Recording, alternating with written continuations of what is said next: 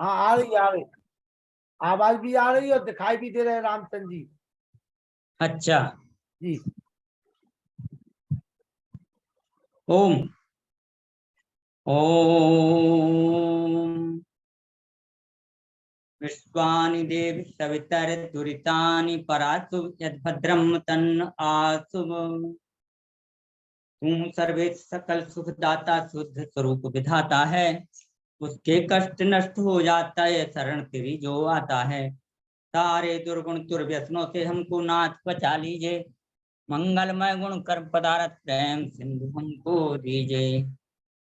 समस्त महान भाव मातृ शक्ति जिनके मैं अभी भजन श्रवण कर रहा था, और सभी सज्जन वृंद, सभी के लिए सादर नमस्ते। और जैसा कि हम देख रहे हैं, आज वेदोद्धारक, वेदों के मार्ग पर चलने वाले, वेद की कलाओं में निपुण मर्यादा पुरुषोत्तम भगवान श्री राम का जन्म दिवस चैत्र शुक्ल प्रतिपदा नवमी, और हम सभी भारत की बात ही नहीं करेंगे, तमाम बाहर के देशों में भी मर्यादा पुरुषोत्तम भगवान राम का चरित्र चित्रण अनुकीर्णीय माना जा रहा है। कहीं ना कहीं किसी ना किसी रूप में मर्यादा पुरुषोत्तम राम की दुहाई दी जा रही है। तो ऐसे महापुरुष, अब चूंकि लोगों ने अपने अपने स्तर से सभी प्रकार की कल्पनाएं की कर ली मर्यादा पुरुषोत्तम राम के प्रति, और मथुरा से जो प्रेम भिक्षु जी सम्मानीय आचार्य जी थे वहां के, उन्होंने जो पर्वों का एक संकलन किया हुआ था, उसमें भगवान राम के लिए वो लिखते हैं। रामनरेश त्रिपाठी जी का 4 लाइन में प्रस्तुत करूंगा। पहले, सत्य पुरुष पुंगव सत्यवादी संयमी श्री राम थे, प्रतिभा विधान निधान पराक्रमी श्रुतिशील सद्गुण धाम थे, परम प्रतापी प्रजारंजक शत्रु विजयी वीर थे, ज्ञानी सदाचारी सुधी धर्मचितानी वीर थे, कल्याण कर उनके सभी गुण लक्षणों को धार लो, शुभ लक्षणों को धार लो, पढ़ मित्र पूर्ण पवित्र रामचरित्र जन सुधार लो। और वास्तव में हम देखते हैं कि मर्यादा पुरुषोत्तम, जैसा उनका नाम था, नाम तथा काम, मर्यादा में तो थे ही संयमी, वीर, धीर, भ्रात प्रेम, क्या सभी प्रेम के उदाहरण के ऊपर लागू हो जाते हैं। दोनों समय की संध्या, यज्ञ आदि करना, योग परायण होना, माता पिता के प्रति अपना क्या कर्तव्य है उसका निर्वाह करने वाले, भाइयों के साथ भ्रातृत्व प्रेम उनका जगह जगह पर देखने को मिलता है। इसके बाद देखिए कितना पूरी कहानी उनको हम देखेंगे तो देखने को मिलता है बिल्ली का प्रेम भाव, ये भी नहीं देखते हैं कि कौन है और क्या खिला रही है जी।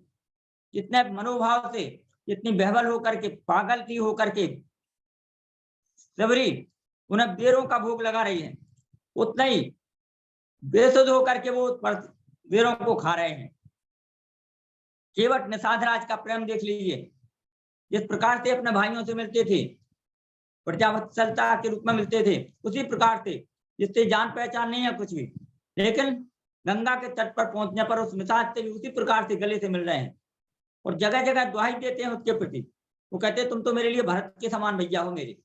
इस भरत की वजह से उसकी माँ ने भगवान राम को वनवास दे दिया था, उसकी दुहाई जगह जगह दे रहे हैं। माँ के लिए कितना सम्मान दिया उन्होंने, अपनी माता कौशल्या को उतना सम्मान नहीं मिला होगा था जितना माता केकई को सम्मान दिया था। तो ऐसे भगवान श्री राम का आज जन्म दिवस है, और मैं समझता हूं कि ऐसा जब वाल्मीकि जी पूछते नारद जी से वहां पहुंचने पर, मुनि श्रेष्ठ आपको ऐसा चित्रण कराइए मुझे किसी व्यक्ति का कि जिसमें अब वो तमाम गुण गिनाते हैं वहां पर, और जितने गुण गिना रहे हैं उसको सुन के तो नारद जी भी चकरा जाते हैं पहले। लेकिन जब वो देखते हैं कि भाई ऐसा तो मेरी निगाह में एक व्यक्ति है, और कहते हैं भगवान सभी गुण तो इतने मिलना संभव है, लेकिन एक व्यक्ति को मैं देखता हूँ और वो व्यक्ति है मर्यादा पुरुषोत्तम भगवान राम, महाराज दशरथ के पुत्र। और वो उनके गुणों को गिना देते हैं। लंबी प्रक्रिया है, मेरे बीच में मैं देखता हूँ हमारे सम्मानीय प्रभा मित्र जी पहुंच चुके हैं और डॉक्टर राकेश कुमार जी। तो मैं केवल संक्षेप में मैंने आपको ये कहा है कि उन्होंने जब गुण गिनाए तो पूरे के पूरे गुण भगवान राम के ऊपर अवतरित हुए। और फिर जहां जहां भगवान राम से ये कहा गया कि तुम तो भाई प्रजावत्सल हो, तुम तो प्रजा का रक्षण कर रहे हो, प्रजा के लिए ये दे सकते हो, वो दे सकते हो, तुम तो परमात्मा देव हो, तो उन्होंने कहा कि नहीं, मैं एक साधारण मनुष्य हूं। तो हम अपने मुंह से कह रहे हैं, हम उनको भगवान की श्रेणी में रख देते हैं, परम ब्रह्म की श्रेणी में रख करके शायद समझते हैं कि हम गौरव की बात कर रहे हैं, लेकिन हम उनके गौरव को छोटा कर रहे हैं। परमात्मा अगर इन कामों को करने लग जाएगा तो फिर उनका गौरव ही खत्म हो जाएगा। उनकी क्रियाएं जो हम देखते हैं मनुष्य चित्त हैं, कहाँ दुख की बात आ जाती है, बेबल होते हैं, रोते हैं माता सीता जी के लिए, पिताजी के लिए, और कहाँ धैर्यतापूर्ण काम करना है, कहाँ वीरता का काम करना है। तो वहां पर लंका में जाकर के भी उन्होंने अपने दुश्मन को नहीं, समूची मानव संस्कृति के दुश्मन को, उनको वहां पर भी उसको परास्त किया। एक और उदाहरण बहुत अच्छा मिलता है, आज हमने देखने को मिलता है इतिहासकारों के, हमारे सम्मानीय राकेश कुमार डॉक्टर साहब जी बैठे हैं, इतिहास को कितना विकृत हमारे बीच में रख के दिखाया जा रहा है। और मैं देखता हूँ जितने आतताई बर्बर राजा लोग यहाँ पर आए हैं केवल लूटने के लिए, मान्य काटने के लिए, धर्म परिवर्तन करने के लिए, लेकिन भगवान राम जिस क्षेत्र में पहुंच गए वहां की आतताइयों को दंडित तो किया उन्होंने, लेकिन साथ ही साथ वहां अच्छे पुरुष को, श्रेष्ठ पुरुष को, चाहे परिवार का हो चाहे दूसरा हो, उसको वहां की सत्ता उसकी सौंप दी। ये नहीं कहा कि यहाँ पर मेरा कोई भाई राज करेगा कि मैं राज करूंगा, मैंने इसको मार दिया। लंका में देख लीजिए आप, विभीषण को राज दे दिया वहीं का वहीं। किष्किंधा में देख लीजिए आप, बाली को मार के अंगद को युवराज पद दे दिया। तो सारी सत्ताओं को श्रेष्ठता की तरफ बढ़ाने के लिए और अपने लिए कुछ भी नहीं रखते हैं। भगवान लक्ष्मण जब पूछते हैं कि भैया जी सोने की लंका अपन ने इसको विजय किया, प्राप्त की है, तो आज अपन इसको छोड़ेंगे नहीं। तो उन्होंने कहा तो जननी जन्मभूमि स्वर्गा तपी गरीयसी, मेरे लिए मेरी जन्मभूमि और मातृभूमि और माता जननी दोनों श्रेय कर हैं। ये मुझे सोने की लंका नहीं भाती ना मुझे मेरे काम की। वैसे मर्यादा पुरुषोत्तम श्री राम का जन्म दिवस आज जगह जगह अपने अपने स्तर से सभी ने मनाया है। हम लोगों का भी दायित्व बनता है कि हम मनाने का एक स्वरूप हो कि हम उनके गुणों को, जैसा कि कहा है हमारे राम ने त्रिपाठी जी ने, पर मित्र पूर्ण पवित्र रामचरित्र जन्म सुधार लो, और हम उनके बताए मार्ग पर चले, वैदिक मार्ग पर, जिस पर वो चल के आज लाखों 9 लाख वर्ष के बाद भी हम उनको पूज रहे हैं, उनको आचरण उनके जो रहे हैं, उनका श्रेष्ठता चल रहा है वातावरण, उसको हम स्वीकार कर लें। हम लोगों की सार्थकता इसी में, और इसी में हमारे वेद का व्याख्यान जो हमारे महर्षि दयानंद जी ने हमको व्यवस्थाएं दी थी, उन पर चलने के लिए भी हम, क्योंकि कहते हैं भगवान राम वेदों की भी ज्ञाता थी, वेदों का अध्ययन उन्होंने बाल काल में ही किया हुआ था। और एक मैं अपना उदाहरण और दूंगा और फिर अपनी वाणी को विराम दूंगा। किष्किंधा में कहते हैं जब सुग्रीव ने हनुमान जी को भेजा कि भाई तुम देख के तो आओ कि क्या वजह है कि कोई राजकुमार है, कहीं ऐसा तो नहीं कि बाली ने हमें मारने के लिए भेजा हो। और वो जब आते हैं वहां पर तो पूछते हैं, तुलसीदास जी बड़े अच्छे शब्दों में लिखते हैं, वाल्मीकि जी ने भी लिखा है।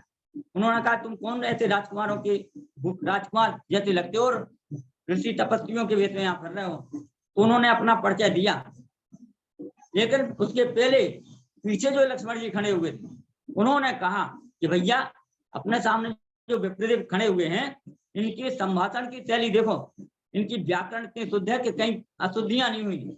मानो इन्होंने ऋग्वेद, सामवेद, अथर्ववेद सारे वेदों को, व्याकरण को पढ़ा हुआ है।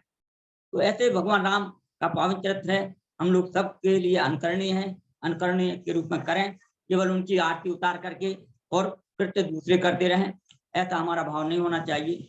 तो किसी कवि ने कहा है, कवि ने कहा उनके जीवन पर व्रत चरित्र डाला है, तुम राम को रूप अनूप धरो। कहते वो जब घर में विकल होने लगा रावण, तो वहां पर सुग्रीव वो कहता है कुंभकर्ण, उसने कहा तुम राम को रूप अनूप धरो पुन जावो वेग सिया डिगवाई, मिल है भरी अंक में दौड़ सिया, ये जान तुम्हें तो किया रघुराई। तो वो कहता है यह कारज हूं कर देख लियो, नहीं पाए सको किंचित सफलाई, जब राम को रूप बनावत हूं तब मात्र सी दिखत नार पराई। भगवान राम का मर्यादा पुरुषोत्तम राम का चरित्र कितना अनुकरणीय था। माता के लिए पत्नी, दूसरी स्त्री के लिए, स्त्री जात के लिए मातृवत पर धारित, यही भावना भगवान राम के अंदर थी, यही भगवान महाराज लक्ष्मण के अंदर थी। जब उन्होंने कहा सीता जी के चित्रकुंडा में उनकी आभूषणों को देख करके नैनम छिदंती सत्रानी ने वो नूपुरा वेब जाना में नित्यम पादाभिवंदना, मैं तो नित्य प्रति इनके चरणों की सेवा करता था माता जान की, तो मुझे कुंडल और कंकण का तो पता ही नहीं कि किसके हैं। तो ऐसा चरित्र हम लोगों के बीच में भगवान राम का ही नहीं, चारों भाइयों का अनुकरणीय रहा है। मैं चाहता हूं कि हम उनके आज पावन चरित्र को लेकर के, पावन दिवस पर, जन्म दिवस पर लेकर के, और एक ऐसा संकल्प करें कि हमारा भाव सदैव दूसरों के प्रति अच्छा रहे।